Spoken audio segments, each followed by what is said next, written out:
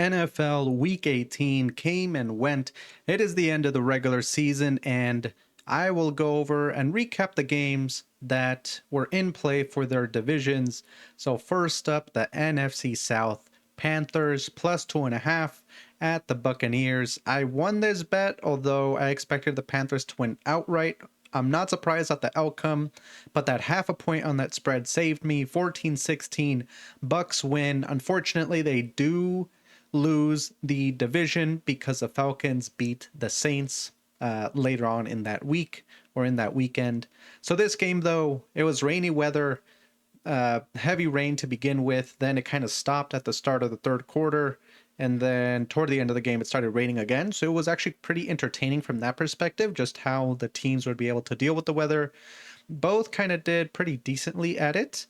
There was a moment where Rico Dowdle did trip up because of the rain, and he did need to change cleats, which was pretty interesting. But that's just sports. That's football. I love to see that weather impact games. Now, Bucks specifically, really good first drive from the Bucks, able to run the ball, easy reads and throws. Looked very, very easy for the Bucks to go down and score.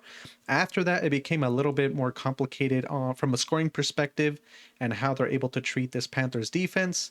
However, it wasn't a heavyweight fight or anything. Baker was very, very physical, and he used his legs a lot in this game. Baker's one of the most entertaining quarterbacks to watch when he's on and when he's playing with that vigor that you usually associate with Baker, like he did in this game. Phenomenal to watch. Lowered his shoulder that one time. A little bit of trash talking. Classic Baker. I love to see it. Panthers, after that first quarter and kind of first couple drives from the Buccaneers, they stepped up and they were able to stop the run. Made it hard for the Bucks to really just charge down the field. The one thing that did keep the Panthers in this game, though, was that interception from Baker. They got a really, really short field, but even with that, they only scored a field goal, I believe. Oh, no, I got that wrong. No, they did score a touchdown due to that interception, and that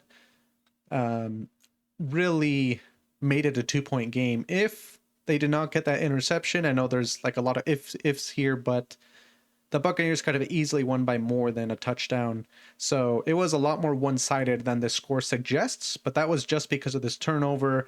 And there was a little bit of Baker magic at the end of the first half to get a field goal before the end of that half.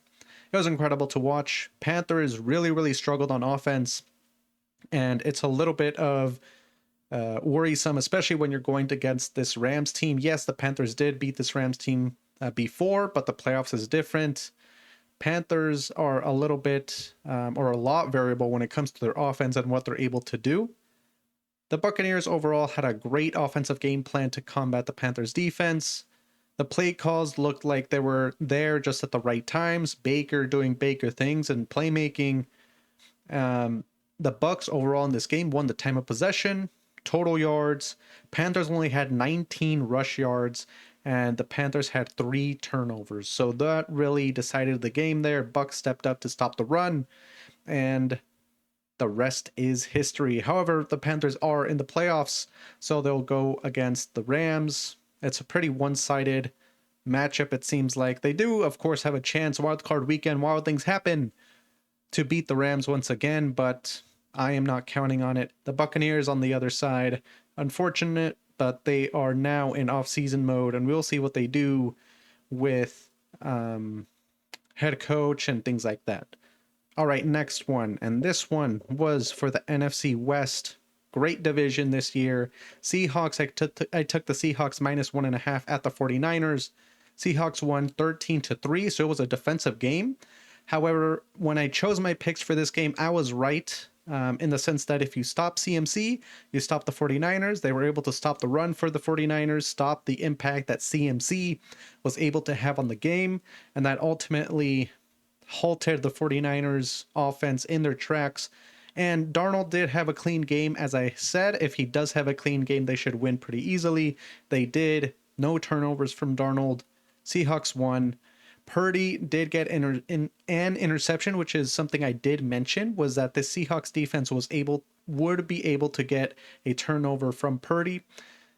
Although the stats do say that he did have an interception or throw an interception in this game, I do not fault Purdy for this or CMC. It was a difficult catch. Yes, he could have placed it better, but it really just bounced off of CMC's hands, and it was just lucky that a Seahawks defender was right there to catch that interception. It was a great defensive play. That's all I'm really saying. So even though I was right, technically I didn't mean it in that way. I thought it'd be a lot more clear in getting that turnover from Purdy. The Seahawks did have trouble running the ball at times, which is a bit concerning because running the ball, especially in the playoffs, is huge in terms of what it opens up for you offensively and if there's any weather that you have to account for. Now, Seahawks are the number 1 seed, so they're going to play at home this whole time, so it shouldn't really impact them. But they have lost this game, it would have been a little bit worrying. But they're going to play in Seattle, so don't have to worry too much about weather impacting the game and the run game being kind of amped up that way. Although it'd be nice for them to get a run game. Clean game was all they needed. Darnold did not have their best game, and the Seahawks in terms of what I see as a team, they are the most kind of team like in the sense that the offense nor the defense is dominant over the other. Like you think of the Cowboys, their offense is way better than the defense. Same thing with the Bengals, but you don't think about that with the Seahawks. You think about the Texans, you think about their dominant defense, their offense struggles. The Seahawks is a little bit different. They're very balanced and balanced in a good way. You have a great defense, you have a great offense. If one is struggling, the other can pick it up pretty easily. So this is going to be a tough team to beat, especially in the playoffs. Playing at home as well, that number 1 seed. I think the bye wasn't as important, I think, for the Seahawks than it was for actually getting home field advantage for their playoff games. I think that was more important rather than the bye because the Seahawks are a younger team. So that extra time off, of course, helps for any team. However, I wouldn't have helped the Seahawks as much as a 49ers team, for example, that's older and more injured. The 49ers did struggle to move the ball. They tried to utilize CMC a lot more at the start of the second half, although it didn't work. And the 49ers ultimately, defensively, just gave up big plays. Seahawks were able to move the ball off of chunk plays and big plays, which is really what Sam Darnold and the Seahawks offense is known for. But all in all, a little bit of stats here. 2 missed field goals by Seahawks. You don't want to see that in the playoffs, obviously. 49ers that were held to only 53 yards rushing. And the Seahawks dominated the time of possession. 49ers only got 8 drives in the game. So ultimately, even though the score is only 13-3, the Seahawks really dominated this game. So Seahawks earned the number 1 seed. They earn a bye, of course, and then they also win the division from this game. 49ers, unfortunate for them, but that's just how the cookie crumbles sometimes. Is now you have a hard matchup against the Eagles. Unfortunate, but you go from being a potential number 1 seed to now being a number 6 seed and going against the Eagles. It's going to be a tough matchup, but that's just how football is sometimes. Now, going over to the third game that we are going to recap, we are heading over to the AFC North. Ravens, I chose the Ravens minus 3.5 at the Steelers. And I was wrong about this pick. 24-26, Steelers just won outright. I was surprised a little bit about this outcome, only because the Steelers played with so much energy that we haven't seen them really play with, at least recently. And if you think about it, their defense showed up, their offense showed up. As a team, the Steelers are older, so throughout the season, they could have more highs and lows. You're not going to have as much vigor or consistently as you would with a young team. So they can have a little bit of highs and lows, but when it counts, they come to play. We saw that with the Steelers defense. There was that funny moment with the frog stance all over the the broadcast, but the D-line, Steelers D-line played incredibly. Even though they couldn't really stop Derrick Henry, it did stop enough of the Ravens drives to allow the Steelers offense to seal the game, because it was an impressive performance from the Steelers offense. Aaron Rodgers, whatever you say or whatever you think about him, he's done incredible for the Steelers team. Injured tight end in this game. DK Metcalf suspension. There are a lot of quarterbacks that would crumble in this situation. However, he used his experience and his weapons that were available to him, wrote up plays like it was his backyard, and they really, really controlled the time of possession, and they controlled this game with a ground and pound kind of style of offense, able to run the ball, shots downfield, check downs, into critical moments and critical plays and critical times. Aaron Rodgers just always seemed to do the right things in this game. The Ravens need to be better on third down. It's a little bit on this first and second down kind of plays and limiting those negative yards. However, really, if they wanted to, one thing that they should have been better on in this game would be third down. And the Ravens defense was just poor all game. They weren't playing as a team, it seemed like. And the Steelers offense was just able to run all over and ultimately win this game. And unfortunately, it was a classic Ravens choke job. They score a lead. First quarter, it looked to be all Ravens, 10-0. I believe it was 10-0 to begin the game with.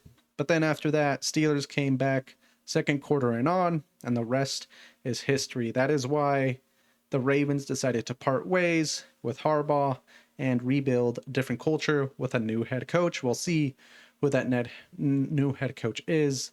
So a little bit of stats here. Steelers dominated the time of possession. Ravens were 4 for 12 on third down, not great. And the Ravens only had 48 total plays versus 73 for the Steelers. So it really showed that the Steelers were really good at dominating the time of possession through their offense, ground and pound style, check downs, just get a little bit of yards here and there, and that adds up in their total drive. So in terms of what I'm looking for on the Ravens with this new head coach is I really want them to rebuild the culture. The players specifically, very important for them to need to feel and believe that they can win down the stretch. There should not be this feeling that, yes, you are up in the first quarter, you can be up big by the second quarter, but you can still have this feeling that by the end of the game, by the end of the fourth quarter, things can crumble. With the new head coach, they have the opportunity to rebuild that culture and rebuild that mindset. Also, they need to stop negative plays and penalties on offense that really cost them here and just build a cohesive defense. It seemed like there are, playmakers on the defensive side that are great players, but it never feels that the Ravens defense is playing as a team or really flying around the field. So that is something I would look for, that a new head coach can potentially fix, or at least hire a defensive coordinator that can fix that. The Steelers prep for the Texans defense. It's going to be an interesting game. I don't think it would be a necessarily great game, but Aaron Rodgers with DK Metcalf back, we'll see what he's able to do in the playoffs. Let me know what you thought about the Week 18 games, end of the regular season, on to Wild Card Weekend.